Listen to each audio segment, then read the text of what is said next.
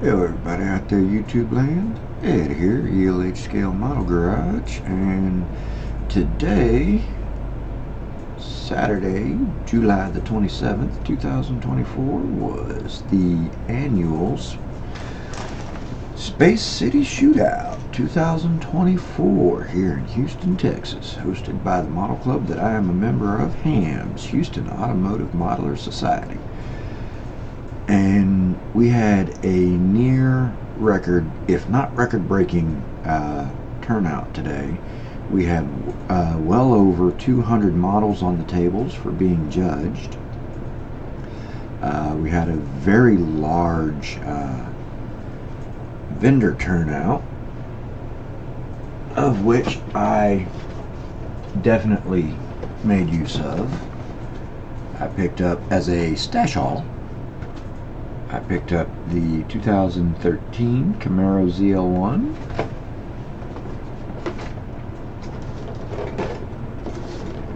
I picked up a 1990 Silverado C1500. And I think this one was the best deal of the day. The 77 GMC Wrecker. I've been looking for this particular kit online for a while now, and I want to say the least expensive I could find that particular kit was in the neighborhood of $85 to $100 for the kit. I picked that one up for $28. I saw that. I saw the kit. I saw the price tag. I stopped recording, grabbed the kit, and bought it. Yeah. And then this one, I won in a raffle.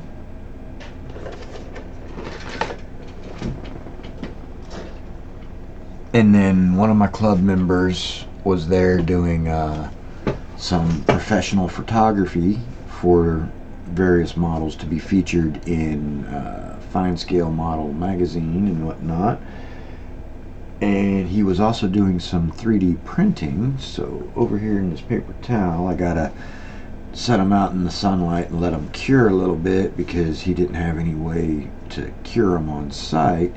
But he was just 3D printing a whole bunch of stuff, and like shop automotive shop diorama stuff, tire mounting machines and wheel balancers and tool chests and just little greeble like that. And at the end of the day, he didn't have any use for it, and he says, hey, y'all want some shop diorama stuff? Come get some, it's free. Grab one or two pieces, let everybody get a little bit. And so I did. I grabbed 2 pieces, and then after everybody else had walked away and there was still a whole bunch of stuff, I kind of looked at him, kind of looked at his stuff, and he says, get it, I'm just gonna throw it away. So I have a whole bunch of 25th scale garage diorama type stuff. Like I say, tire balancers, tire mounting machines, you know, just all sorts of goodies.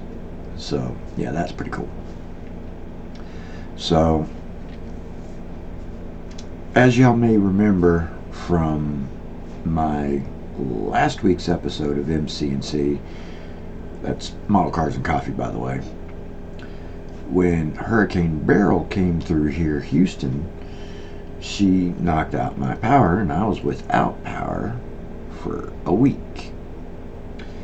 And prior to her coming through, I was well on my way to having 3 cars, 2, possibly a 3rd pickup, and 2 flatbed race car trailers built, detailed, polished, ready to go, along with the Historic Series Pete 359 and the AMT 5-car Holloway trailer. Well, barrel hit. I lost power, which means I had no light, and I'm a 4-eyes. Without these on, I can't see nothing.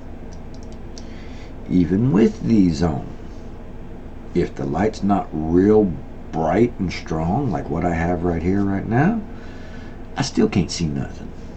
So, not having any power for a week, even with all my blinds open, and I even had the doors and windows open just for ventilation purposes, but even with the blinds all the way open, it still was not getting enough light in this house for me to be able to do any kind of detail work.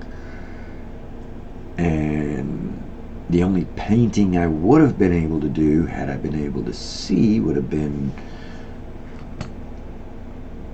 brush painting, because no power, no compressor, no airbrush, and it was just way too hot and humid to even think about using a rattle can outside. And I'm not about to use rattle can inside without ventilation. No. So, because I couldn't see to do the detail work in the first place, and I couldn't do any kind of bulk painting like bodies or anything like that, I didn't get anything done for a week, and that put me way behind, to the point that I stayed up all night last night working on this truck, which is my 78 GMC winter beater, that the group build that I'd started last year and just hadn't gotten around to finishing yet. I was working on this truck.